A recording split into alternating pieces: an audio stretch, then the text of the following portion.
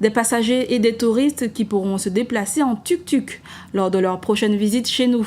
Ce moyen de locomotion venu d'Asie a envahi les rues pointoises.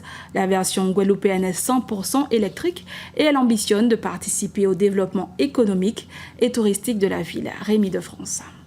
On commence d'abord par la rue Peigné, le plus souvent avec les croisiéristes, mais aussi avec les locaux, parce qu'on fait des balades gourmandes avec un restaurant très connu de la place, où on mange de très très bonne soupe. Donc on présente les différents musées, maisons créoles, les rues, l'histoire de Pointe-à-Pitre. Voilà officiellement lancé le tuk-tuk guadeloupéen, un nouveau mode de déplacement dans les rues de Pointe-à-Pitre.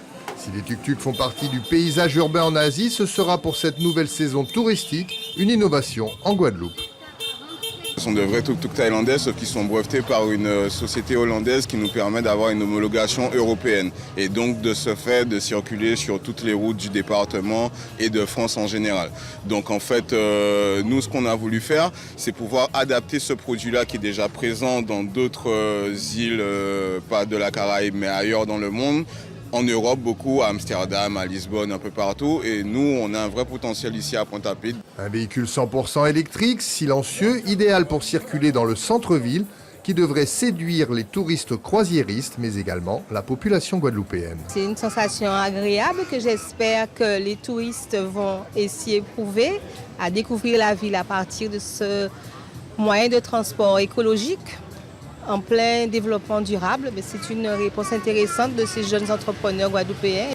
Car l'idée d'exploiter ces tuk-tuks a germé simultanément dans l'esprit de ces deux jeunes chefs d'entreprise. Et plutôt que de se partager un marché balbutiant, ils ont décidé de s'associer. Si les Guadeloupéens croisés sur l'itinéraire des tuk-tuks semblent enthousiastes à la vue de ces engins, ils sont encore un peu réticents à les utiliser.